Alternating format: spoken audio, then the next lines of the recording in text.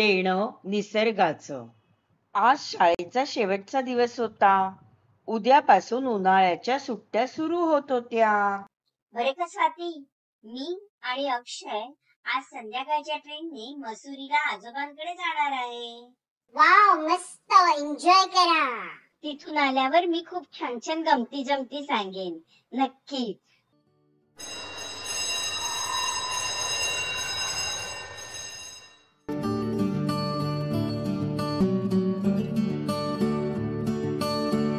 श्राव्या व तिचा भाऊ अक्षय संध्याकाळच्या ट्रेनने आजोबांच्या घरी मसुरीला जायला निघाले होते.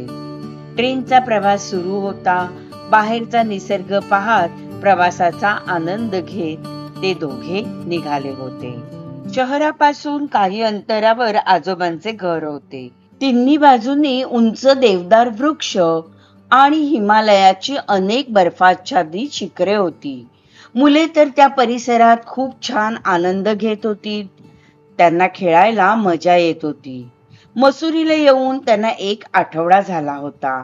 सकाळी सूर्य उगवला की ती शिखरे सोनेरी दिसायची. आजूबाजूच्या झाडांवर अनेक पक्ष्यांचे मधुर आवाज ऐकू येत होते. मुलांना आजोबांसोबत धबधब्यावर जायचे होते. आज सूर्य उगवला होता. श्राव्या आणि अक्षय दोघेही आजोबांसह धबधब्यावर जायला निघाले होते. पाऊल वाटेने त्यांना जायचे होते. त्यामुळे ते तिघेही पाऊल वाटेच्या दिशेने निघाले. टेकडीवर जायचे म्हणजे पाऊल वाटेवर सुरुवातीला चढण होती.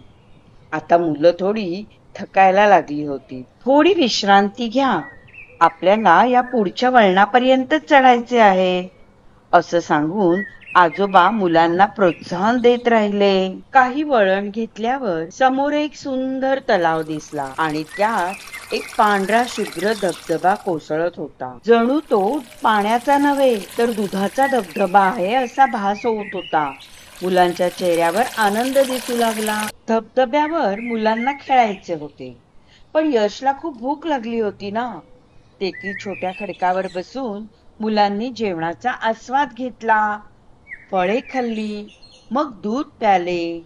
नंतर आजोबा त्यांना म्हणाले, हे बघा मुलांनो, कष्टाचे फळ गोड असते. तुम्ही जर चढून थकले म्हणून अर्ध्यावरूनच परतले असते तर इतके सुंदर दृश्य बघितले नसते, हो ना?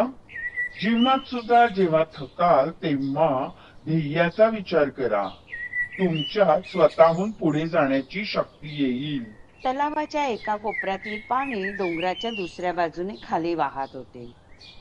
श्राव्याने 2 कागदी होड्या केल्या आणि मुलांच्या होड्या पाण्याच्या प्रवाहाबरोबर वाहू लागल्यावर दोघेही टाळ्या वाजवायला लागले. अक्षय त्याची बोट परत मिळवण्यासाठी हट्ट करू लागला. आजोबांनी मुलांना जवळ बसवले आणि प्रेमाने समजावले, वाहून गेलेले पाणी आणि निघून गेलेली वेळ कधीच परत येणार नाही.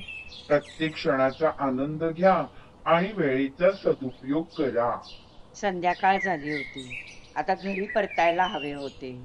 आजोबांच्या सांगण्यावरून मुलांनी त्यांच्या खाण्याचे कागदी नॅपकिन्स, रिकामे रॅपर आणि रिकाम्या प्लास्टिकच्या पाण्याच्या बाटल्या त्यांच्या पिशवीत ठेवल्या.